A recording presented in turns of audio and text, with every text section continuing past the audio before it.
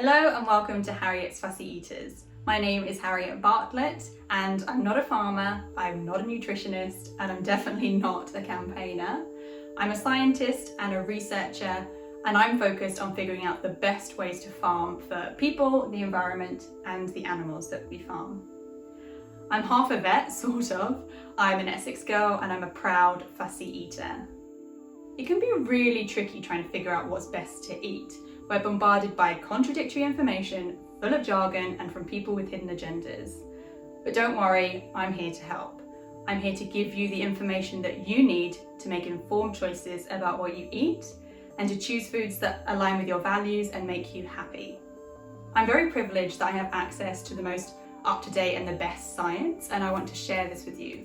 But I'm going to warn you now, we don't yet know everything. But I'm going to share what we do know, and when we discover and learn more, I'm going to make some more videos and share those with you. I'm fussy about my food's impact on the environment, on animal welfare, on antibiotic use and resistance, on pandemic risk, and I think you should be too. Let's start by being fussy about the impacts of farming on biodiversity. Are some ways of farming better than others? Are some foods better than others? And before we get into it, we need to remember that food and farming is really important. We've got to eat, and so it needs to be a major part of the solution. Let's start by talking about the words intensive and factory farm. What do you think of when I say those words? Because for a lot of people, they carry a lot of negative baggage, and you might have seen headlines like these.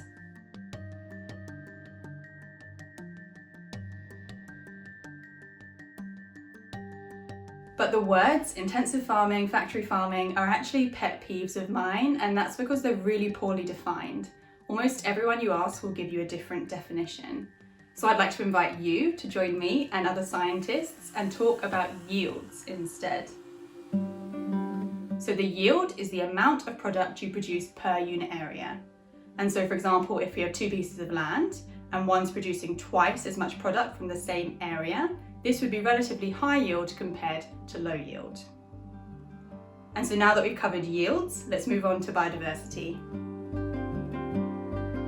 Biodiversity is the diversity of living things on Earth. And why is it important? Well, there's two main arguments. The first is that biodiversity has value regardless of how helpful it is to people. And when we talk about this, we use the jargon intrinsic value. The second argument is, again jargon, anthropocentric or human-centered value. And the argument goes that biodiversity provides ecosystem services, things like pollination, climate regulation, flood protection, suppression of disease emergence, and that's why it should be valued. And I think we can all agree that these are pretty important things, and they've actually been valued at equivalent to several trillion US dollars per year, equivalent to over double China's GDP. But there's a problem. We're losing it really fast. So fast that we're technically in a human-driven mass extinction. Yes, comparable to the wipeout of the dinosaurs, and unfortunately due to the actions of people. And so what's causing this biodiversity loss? Well, there's lots of drivers, but the key one that we're going to talk about is habitat destruction, because this is the one that agriculture has a key role in. Currently, about half of all habitable land on Earth is used for food production, and we need to increase food production considerably in the near future. So we need to think really carefully about how we're going to do this, because we can't just do more of what we're already doing. We need to strategize and plan a path with the least negative impact. And so now that we've spoken about biodiversity loss and yields, we're ready to now talk about the best ways to farm for biodiversity. When you think about biodiversity or nature-friendly farming, you might think of something like this: a piece of farmed land with measures or practices in place that are good for biodiversity in and amongst the food production. When you think of a farm that's bad for biodiversity, you might think of something like this: an intensive high-yield farm. But actually, it's not that simple, and the opposite might be true. There's growing evidence that high-yield farming is better for biodiversity. And I know it sounds crazy, but this is when we have to go back to yields. The biodiversity-friendly farm is low yield. These biodiversity-friendly measures on farm mean you need a larger area to produce a set amount of food. This is compared with a high-yield system where you need a much smaller area to produce that set amount of food. And this is where it's really important to not just think about the farmed area, you need to think about the consequences for other land. And because high-yield farming uses a much smaller area, we could use the other land just for nature, where it doesn't have to share with farming. This brings us to two ends of a spectrum. We have land sharing, where we use land for food and biodiversity on the same piece of land. The other end, we've got land sparing, where you're using high-yield farming combined with sparing intact habitat for biodiversity. And so what we have to do next is do some science. We need to go and measure the populations of wild species in land sparing and land sharing situations. And there's growing evidence that land sparing, increasing yields on existing farmland and sparing intact habitat for biodiversity is the best option for most species. But again, unfortunately, it's not that simple. So there are 4 key considerations. First, in land sparing, we need to make sure that that spared land actually goes to nature. Really important.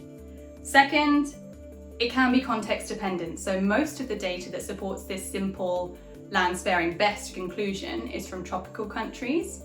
So it's thought that in places like Europe, particularly the UK, they might have slightly different results.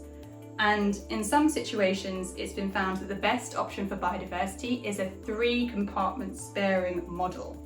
And this means that we have some high-yield farming, some intact habitat for biodiversity, and some land that's also farmed at very low yield.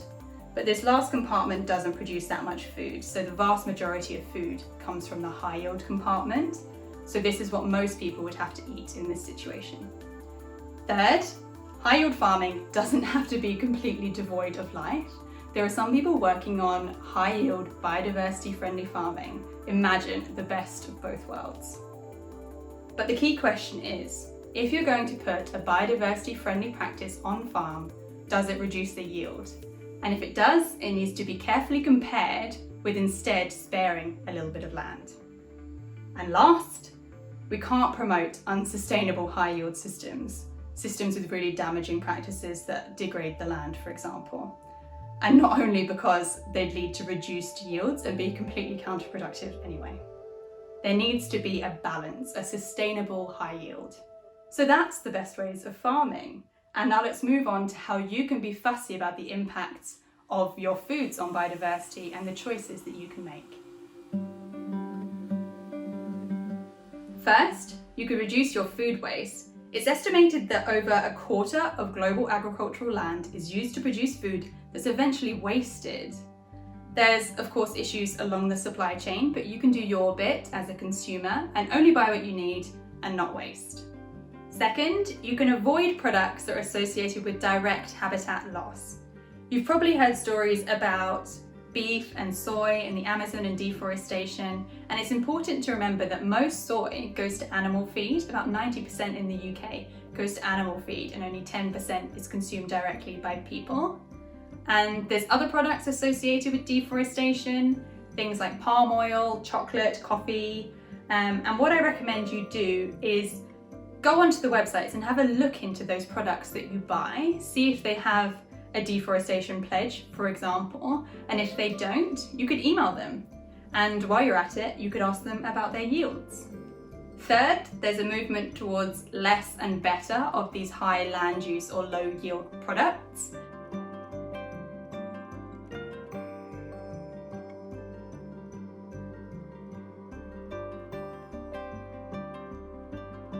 And foods vary a lot in terms of their yields. So here are some global averages. You can see that beef, lamb, cheese, dark chocolate are all up there. And so if you could substitute these for a lower land use product, that could help. But you don't need to cut it out completely if you can't. We know that reducing can go a really long way. For example, if the 2 billion highest consumers of meat and dairy reduced their meat and dairy consumption by 40%, we could save an area of land twice the size of India. Fourth, if you're not keen on switching up the types of products you eat, you could try to substitute a low yield version of one product to a high yield version of the same product. It's known that the yields of farms producing the same products vary a lot. For example, the highest impact 25% of beef producers in the world represent over 60% of land use of beef. And this could be significantly reduced if, for example, like in the UK, a large portion of beef comes from the dairy industry, which has higher yields because the system produces both milk and beef. Again, ask your retailer, ask your butcher, ask your employer about their suppliers, and use your newfound fussy voice. And last, but by no means least, you could work with us. We really need all hands on deck, working towards solutions and action plans on how we're going to solve these big problems. So why don't you consider a career in agriculture? Reducing your intake of high impact products is the easiest switch that you can make today, as it's quite straightforward switching from those high impact to low impact products. What's much more difficult is picking better versions of the same product, and I'd love to see that information on a supermarket shelf. Imagine a label with a farm-specific yield and information on any biodiversity-friendly measures on that farm.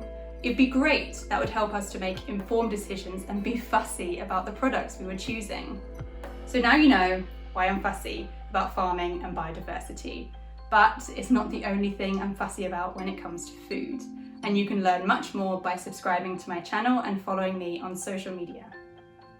Thank you for listening, and don't forget to be a fussy eater.